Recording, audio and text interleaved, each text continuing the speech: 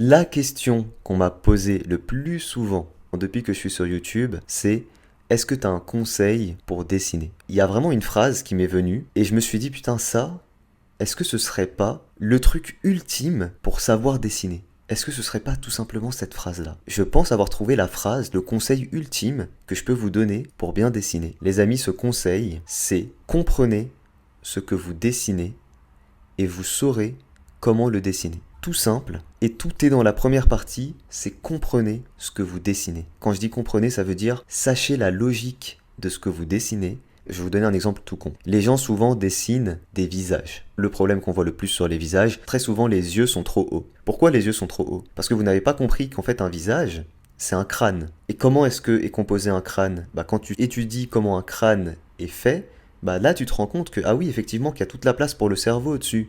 Donc effectivement, les yeux sont beaucoup plus bas que ce qu'on pense. Parce qu'en fait, vous avez jamais intégré ça, et vous reproduisez des visages juste comme des visages, sans comprendre la sous-jacente en fait. Un exemple, je pense, le plus intéressant, ce sont les muscles. Quand vous comprenez à quoi servent les muscles, vous ne pouvez pas vous tromper. C'est d'ailleurs pour ça que les gens qui ont compris parfaitement l'anatomie, comment fonctionnait l'anatomie et tout, ces gens-là, ils sont capables de créer des monstres, de créer des créatures, pas forcément de monstres, des créatures qui n'existent pas, et de faire une anatomie qui semble correcte, qui est logique en fait. Et tout ça réside dans comprendre le fonctionnement de l'anatomie. Comment le squelette il fonctionne, pourquoi les muscles sont dessinés de cette manière. Et je vous promets que si vous faites ce travail-là et que vous essayez réellement de comprendre les choses, pourquoi un muscle il va de là à là, à quoi il sert ce muscle, pourquoi fait-il levier, c'est quoi la contraction, c'est vraiment là-dedans. Comprendre ce que vous dessinez. Pareil, lorsque vous dessinez des machines, pour que la machine paraisse très bien dessiné. Il faut comprendre les mécanismes que l'on dessine dans la machine. Il faut les comprendre. Je sais plus quel dessinateur disait que pour dessiner un moteur de voiture à main nue comme ça, bien détaillé et tout, il a dû étudier les moteurs de voiture. Et là aujourd'hui, il est capable de faire des moteurs de voiture customisés parce qu'il a compris le concept en fait.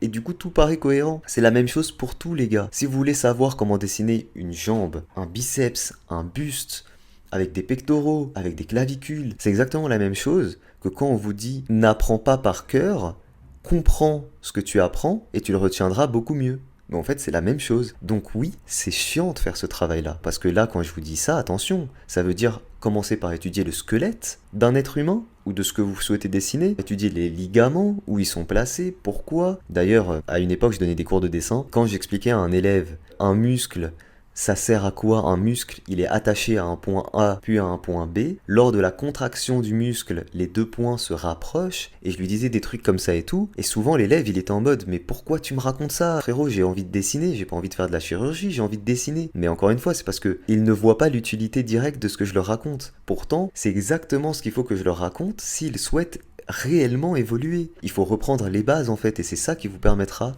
d'évoluer. J'espère que cette vidéo vous a plu. Pour moi, c'était une vidéo super intéressante, vraiment. Évidemment, donnez-moi vos avis en commentaire. Moi, je vous donne rendez-vous demain pour la prochaine vidéo. Ciao tout le monde.